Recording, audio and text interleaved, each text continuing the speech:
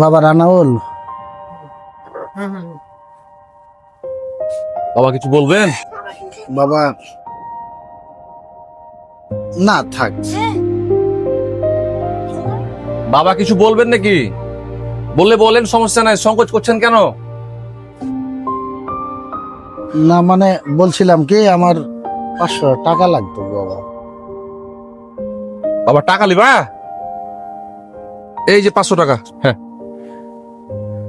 আর কি টাকা লাগবে? যদি লাগে তো বলিয়েন, সমস্যা নাই, দেওয়া যাবে। থাক বাবা, যাই। বাবা আপনি কি ঠিক আছেন? আপনাকে দেখে একটু অসুস্থ অসুস্থ মনে হচ্ছে। আব্বা না 500 টাকার জন্য নার্ভাস হয়ে গেছে। আরে বন্ধু, চাচা 500 টাকা নেওয়ার জন্য নার্ভাস হয়নি। চাচা নার্ভাস হয়েছে ছেলের কাছ থেকে টাকা কিভাবে নিবে, এই জন্যই নার্ভাস হয়েছে।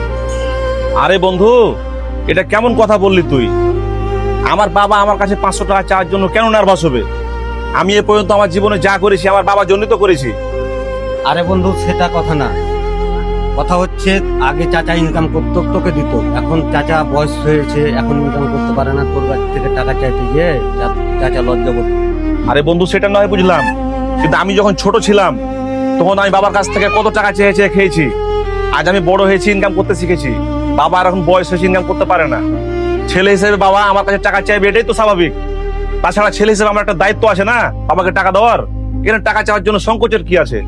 শোন বন্ধু, যে লোকটা সারা জীবন 500 টাকা তোকে দিয়ে গেছে, আজ সে লোকটা বৃদ্ধ হয়ে গেছে, তার জন্য তোদের কাছ থেকে চাইতে হচ্ছে।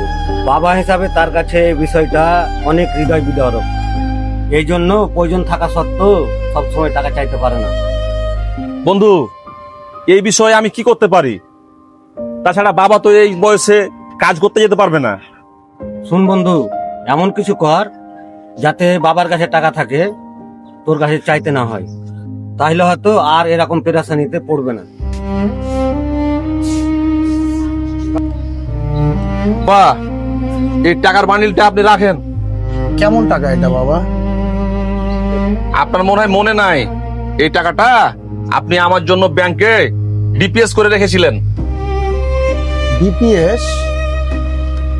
বাবা আপনার মনে হয় মনে নাই, আম্মা যখন জীবিত ছিল তখন আম্মা আর আপনি আমার জন্য এই টাকাটা ডিপিএস করেছিলেন ব্যাংকে। ব্যাংকের ম্যানেজার আজ ফোন দিয়েছিল, টাকাটার মেয়াদ শেষ হয়ে গেছে, টাকাটা আমি উঠিয়ে নিয়ে আসলাম। টাকাটা আপনি রাখেন, আপনার প্রয়োজন মতো আপনি খরচ করবেন। আরে বাবা, এত টাকা নিয়ে আমি কি করবো? আমার যখন যা প্রয়োজন বাবা, তুই তো দিস, তোর কাছেই রাখ বাবা। বাবা এই টাকাটা আপনার অনেক পরিশ্রমের টাকা, এই টাকাটা আপনি আপনার কাছে রাখেন, আপনি খরচ করবেন।